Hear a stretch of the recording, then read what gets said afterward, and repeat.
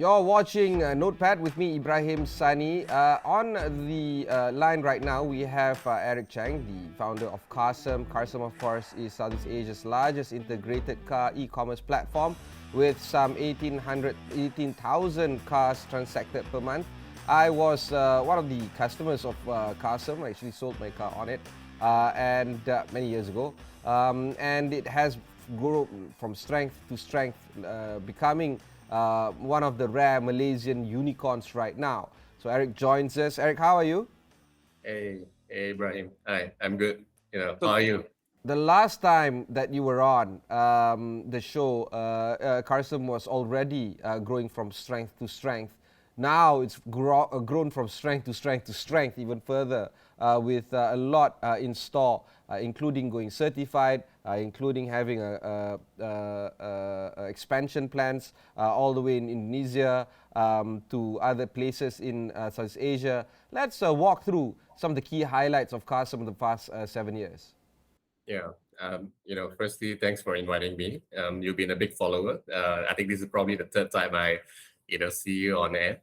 And of course, I'm a big customer as well. So I think, like you say, right, I think over the last 7 years, through the journey of Carsome has been really interesting, very fruitful. Started from Malaysia in 2015. We expanded into Indonesia, to Thailand, to Singapore. So we are doing this now in the 4 countries.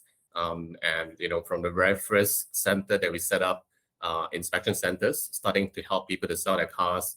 Over the course of the next couple of years after that, we have gone on to expand beyond that one center to now about 120 over centers across those 4 countries. And I still remember the first month we were selling about 30 cars, and to where we are today, 18,000 cars, with a business that not just helping people to sell cars, but now also launch Carsome certified that people can buy quality cars from us. And on top of that, we have our Carsome Capital, doing the financing. We have Carsome Academy, who is now training technical students, technicians to be onboarded as an industry workforce. So there's many things that we have done so far, and not to mention also with acquisitions of iCar and Wapcar, we have gone on to become creating a digital ecosystem that is just focused on car ownership. So a lot of exciting stuff that we're still doing. And I think the 7 years, as much as it can be short, it can be long. There's still many more things that we are doing.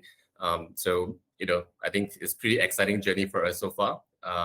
And we are looking to do a lot more in the next 6-7 years as well. Now, of course, your shareholders include Khazanah Nasional, Penjana Capital, Malaysia Venture Capital, and many more.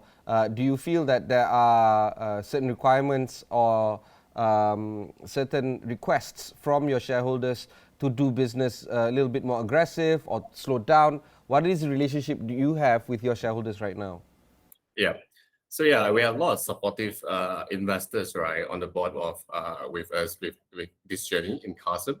And like you mentioned, since the last time we spoke, there's a lot more support that is coming out from Malaysia, the likes of Khazanah, who has invested in us in 2020, and also you have like Penjana Capital, who has invested through 2 funds, and earlier on you have like Gobi Partners, you have 500 Startups, and also our first investor, AWANI. So these are all the Malaysian investors who are join us, and on top of that we have many other investors that is overseas who have won endorsement and investment coming from Qatar Investment Authority, QIA, 65 Equity, and also CETA, which are both Temasek funds. So many these investors has been supporting us on this journey. So a lot of the things that we've been doing over the last couple of years has been continue growing the business, simply given that we recognize the size of the used car market is extremely huge, and we are in the positions that we are able to expand within the $60 billion market that we're in. So I think it has been always a conversations towards how do we grow sustainably. I think especially coming to this year where the market environment is today, it's not just about growing, but it's also about growing at the same time, making a business that is, grow with a solid foundation that is able to anticipate any market headwind. So these investors have been super helpful in various aspects, be it on the corporate side, be it on the strategic network, and also offering their expertise to see how they can contribute in not just Malaysia, but some of the other markets that we're present in as well. I mean, I know you are a bit restricted in terms of commenting about going public, but there's still a lot that can be discussed outside of the regulatory requirements that you are facing right now. In around earlier this year or April, there were reports of Carsome to list on Nasdaq with a $2 billion valuation, and mid-year, further reports say that there seems to be some delay in terms of the US dual listing. What would be some of the ideas that you want to share with us in terms of the public trying to understand better how Carsome is going forward when it comes to, say, for instance, securing funds from the capital markets versus continuing on being private? What would be some of the ideas when it comes to funding your growth? I think these are the questions that investors want, on top of the fact on when you're going listing. Of course, that's the headline catch, but the whole notion of how do you fund your growth? I think that's the main point here that I want to ask right now. Sure. Yeah.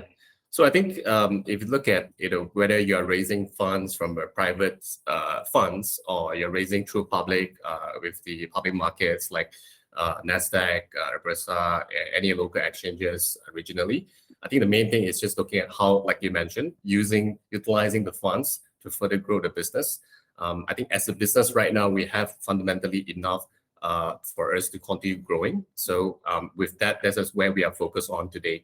A lot of the plans has been driven towards what we have raised in the last round, which is, earlier this year we raised 290 million coming from PYA, 65, C-Town, leading around, coupled with some of the other strategic investors. So the main directions in the next couple of quarters is to be able to continue to grow, because we also see the market with things has been reopened up after the pandemic. It has been on an upward trend for the used car market. So we've been seeing a lot more demands, a lot more appetite for people to purchase a car and upgrade to the next one. So, and the brand that we are building in Carsome today, coupled with Eric Cheng, who is now our brand ambassador, I think a lot of it has come to endorse towards how do we build a used car brand that is recognized across the countries that we're operating in. So these efforts has been very much geared towards that today. And as myself, the management team, a lot of our focus is to be able to make ourselves ready to go forward. Not just the market headwind that we're seeing, but also at the same time, as and when that there's an opportunity for us to go public, that's when we want to be ready. So I think investors on our cap table, they are very supportive towards the initiative that we put forward. So we've been sticking to our business plan today to see how we can grow towards that path. So I think it's a matter of what would be the best opportunity for us to leverage on as and when it arises. So be it on raising more capitals coming from strategic investors, be it on going to public. I think a lot of it comes down to what is the best opportunity that presents or options present to us on the table for us to consider, and that this is something that we will consider before we make a decisions to pursue further. Eric, let's widen the scope a bit and widen the zoom a bit. How would you describe the used car industry in Southeast Asia, and how do you think Carsome has or made a dent towards this particular industry? Sure. Pun not intended, by the way. I just heard myself. Yeah, no dent. Tip-top condition. But yes, I think if you think about the used car market in Southeast Asia, I think it's good to also kind of just compare it to some of the markets that is more advanced, like for example in the US, in the Europe, Japan, and when you look at this market between the automotive industry, be it new car or used car, they are a lot more established in many ways. And especially if you think about today, I want to buy a used car, I want to sell a used car. There's a lot of processes put in place already to give you that trust, that transparency. So you are less about trying to gain a trust in or be in control of the transactions. You are more towards looking for and enjoy the process, right? To have a good experience out of it. So, and I think fundamentally, if you look at Carsome over the last 7 years, a lot of things that we've been doing and saying is to build the trust within the used car industry, simply because from the get-go, in Malaysia, Indonesia, Thailand, Singapore, whichever country that we name it, it has been very traditional, very fragmented. You have like about easily 40, 50,000 dealers that is in the market. Each of them are operating in a very small environment where, they do not provide a very significant uplift on the experience or giving you the transparency, giving you the selections, and putting you feeling that you are in control of the process. And not to mention, of course, on the ancillary side, like you talk about getting a financing to finance your purchase, the insurance, the after sales, a lot of this is not being established very well in the used car space. So how we think about this is we see an opportunity for us to establish a really strong used car brand that as a consumer, as you think about, oh, I want to buy a used car, where can I go to? So the first name that we wanted to pop up is Carsome. And how you would define Carsome value proposition is based on trust, transparency, and choice, the three keywords. Trust being the car you can trust on it, the quality, the conditions, and the product that you're purchasing. Transparency in the process of how you are going into it, including paying for it, including getting the financing done. And there's no haggling needed for the price. And even the car comes with a 1-year warranty and so on. And that being the choice where you can enjoy selections, where if you come to our platform today, there's easily 2,000 over cars that you can buy from. And we have it ready for all the banking partners that connect with us so they can finance your car with the banks to the financial institution that is non-bank. So this gives you that ability to be staying in control, that if today you want to be in the market to buy a car, we will be able to facilitate based on the car trust, transparency, and choice.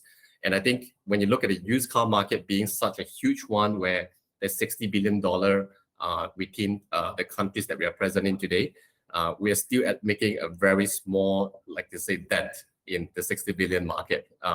So to give an example, this first half of the year, in Carsome 2022, we produced 650 million revenue. And that is basically the full year of what we have done in 2021. So we have achieved last year volume based on just the first 6 months. And you can imagine the second half of the year is going to be a lot more for us that we do generate. Simply used car market in the second half of the year usually is a lot stronger. So how we think about this volume versus the 60 billion, we are still a very small fraction of it, which, a lot of our objective, our plan right now is to see how we can continue to grow, being able to take up much bigger market share so that, more and more people, when it comes to buying and selling used car in the market, they will think about Carsome using us based on those value propositions. I don't understand or perhaps I don't even know the mix between cars on the road being new versus used. I'm pretty sure that a lot of people are buying new cars. But what is the percentage of the transaction done, at least per year basis, per country basis, when it comes to used car? You were talking about 60 billion. How did you arrive at this number? So this is based on the used car transactions that is being done within the market. And, to give you an example, also like, the new car to used car ratio has been more towards used car transactions compared to new cars. So Malaysia, the new car ratios compared to used car ratio is about 1 to 1.5. And then in the Indonesia market and Thailand market is about 1 new car to about 2 or even 3 used car transactions. So, and there's simply more used car transactions happening in the market. And we believe this volume can be a lot more. If you look at markets like in the US or in the Japan, Europe, the ratios from new car to used car has been used car is producing 3 times or 4 times even more on transactions basis. So that's how we derive to that 60 billion market opportunity that we are in. And I think one of the reasons why the used car transaction is not as much when you compare to the advanced market is because of the image that how people would think of buying a used car traditionally, right, in the last couple of years, that there's a lack of trust, there's a lack of transparency. So you tend to shy away from buying a used car because of those things are not being put in place. They want to be able to enjoy and get that comfort, right, or the peace of mind when they want. So what we are confident about is if we are able to provide that peace of mind to the consumers, that buying a used car is as good as buying a new car when it comes to condition, when it comes to the process, when it comes to all the ancillary that comes attached to it. So, and if we are able to do that with Carsome, then we are able to continue to grow much more quicker, given that the market itself is still extremely fragmented until today. Now, of course, when you talk about people having a wary decision-making process in buying used car, and at the same time you're talking about a ratio of one new car to 1.2 to 1.5 used car, people are still buying used car despite the fact that there is some wariness in terms of buying a used car. So you're talking about $60 billion market with people potentially buying more if there's a better trustworthiness element to it. Do you feel that because of this, you're very optimistic with your future? What would be some of the risks that are involved in projecting this kind of market optimism? Yeah, sure. So the opportunity is there for us to leverage on to grow our business. And I think the way we think about growing the business and capturing more transactions in the market didn't come in a form where we continue to grow as like a dealer. Like how traditional dealer will grow is I expand one more dealership and capture more transactions based on that. And then I expand another 10 more so that I capture 10x of the transactions. And that way is doable, but it's not scalable. And it takes a lot of time, a lot of management costs on people, hiring, and so on. So, that's one part of the business that we do where we have expansion towards the centers. A main reason why we do that is to create that brand exposure and also make people has the trust towards Carsome, because that element of offline presence is still important. But a lot of it is driven towards the technology, the data that we have built within the platform. So for example, why the process can be transparent today, and when we do one transaction versus when we do 1,000 transactions, the process is continue to be consistent and seamless. Because at the back of Carsome, we have a platform that comes in the form of the website, the web platform, and also the mobile app. So both of this is where you could enjoy to look at all the cars that you can see on Carsome. Each listing comes with all the data points from the inspection, which is the car condition, and also what is the price point and all. So and as and when you want to make a decision, you can place a booking online, and at the same time keep track of the entire journey with us all the way to the delivery of the car. So that's the technology part of the business where we accelerate on the basis from the front end to the back end with developments that we have put in place. And then on the other part is the data, because in the used car market, it's very different. Like you buy a new Toyota Vios, it's going to be same price across all the dealership. But when you buy a same Vios in the used car market, there's the consideration of age, consideration of the color, consideration of even the condition of the car. So how do you make sense out of these things and continue to be accurate in the way you price the car and also look at the reconditioning costs? So a lot of it is driven to the data engines that we have at the back of the Carsome, which this data derive from the ownerships that we have from all the transactions record over the last 7 years. And we input, AI and machine learning understanding for us to continue to predictive pricing, so that we can anticipate depreciation, we can anticipate the demand of certain cars, and it can even be affected by macro environment where, say, a new car model has been launched for this particular one, or the market of the demand for this particular color or whatnot are all being put into the factoring of the engine. So that gives us the ability to know how do we price the car well enough so that we can also make sure that there are people who are buying it and not overbuying it with a price that's too expensive or too low. What I have here is 18,000 vehicles. Is that about right? Listed on Carsome? So 18,000 is the car that we transact in a month. Right now, collectively in every country, whether you're Malaysia, Indonesia, Thailand, you're able to see about 2,000 cars each on the platform itself. Okay, and with this, considering all the variables that you were discussing just now, age, make, whatever, including other factors like wear and tear, do you feel that you have to intensify your automation process in order for you to make sense and deliver the kind of results for your consumers very quickly and perhaps with perhaps no human intervention? What is the plan there in terms of automation? Yeah. So I think there's a lot of automation that we put in place already, and more automation is to be introduced in the next couple of quarters. But ultimately, you still need that human touch point with the consumers, right? So some automations that we put in place, for example, is like the chatbot, AI chatbot that we have put ready on the platform, so that as you book for a test drive, you place the booking, the whole journey answering to that questions are all being driven by the chatbots, and then the pricing is being determined on the pricing engine, which is predictive pricing model, so that these prices are being influenced by that rather than by manual intervention.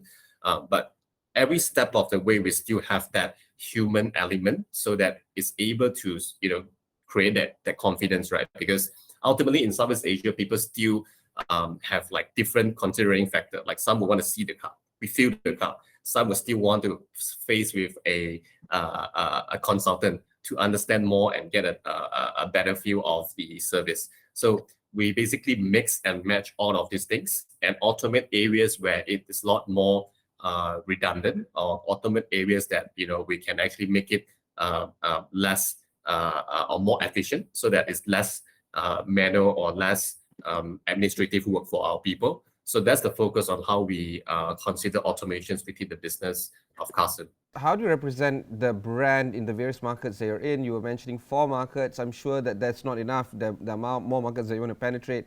What would be some of the values that you want to carry across these different markets? And does these values change from country to country?